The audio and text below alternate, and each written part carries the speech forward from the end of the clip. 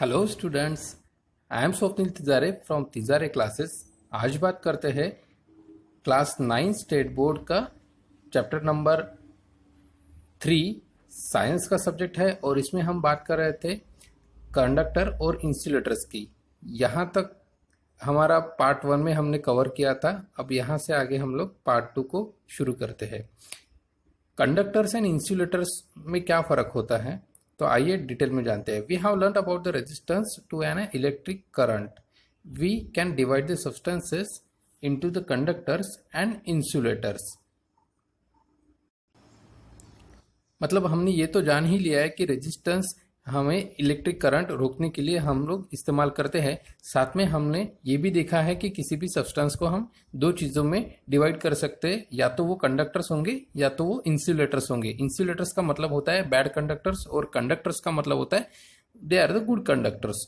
अब देखिए, conductor those substances which have a very low resistance are called the conductors. Current can flow easily through each material. तो देखिए, जिसमें resistance लो होता है उन चीज़ों को हम कंडक्टर्स कहते हैं। जैसे कि कोई भी मेटल हो सकता है, जैसे कॉपर है, आयरन है, एल्यूमिनियम है। इन सबका जो रेजिस्टेंस पावर होता है वो बहुत लो होता है और उसी की वजह से ये करंट को फ्लो कर सकते हैं बहुत ही अच्छी तरीके से। आगे बढ़ते हैं इंसुलेटर्स की तरफ। Those substances which have a extremely high resistance and through which the current cannot flow are called the insulators।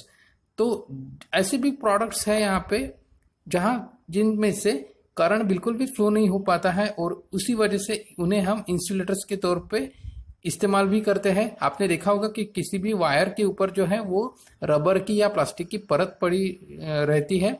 वो इसीलिए होती है क्योंकि हमें शॉक ना लगे, और उसके अंदर होता है गुड कंडक्टर जो कि एल्यूमिनियम या कॉपर का बना हो सकता है।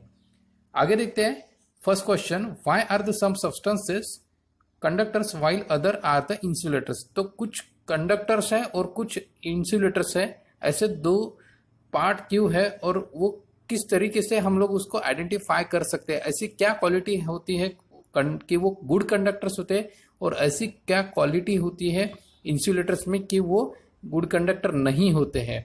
तो आपको इसका आंसर कमेंट बॉक्स में लिखना है। इस चीज़ को हमने ऑलरेडी फर्स्ट पार्ट में डिस्कस किए थे, एक बार आपने उसे देख के फिर से इसमें कमेंट कर सकते हो आप लोग।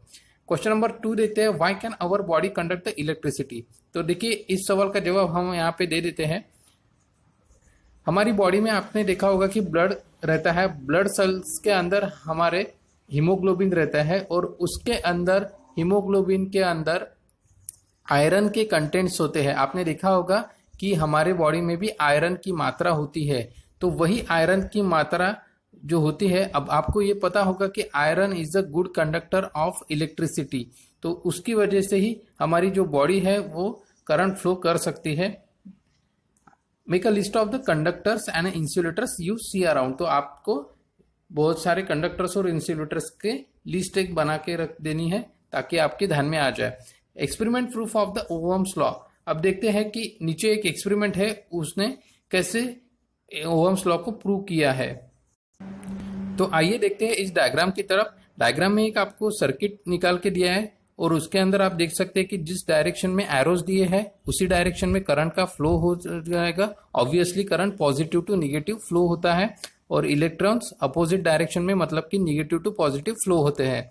यहाँ पे एक रेजिस्टेंस भी लगाया गया है, आप देख सकते हो उस रेजिस्टेंस को, और उसके बाद में वोल्टमीटर भी लगाया गया है यहाँ पर और एमीटर भी लगाया जा चुका है। और ये जो के का मतलब है, के का मतलब है की, मतलब उसे हम ऑन या ऑफ कर सकते हैं उस पूरे सर्किट को। सबसे ऊपर यहाँ पे इंपॉर्टेंट पार्ट दिया है वोल्टेज के बारे में। अब यहाँ पे बहुत सारे सेल्स दिए हैं जो कि अगर आप एक में को उसको ज्वाइन करते जाएंगे तो वो एक बैटरी में कन्वर्ट होते जाएंगे।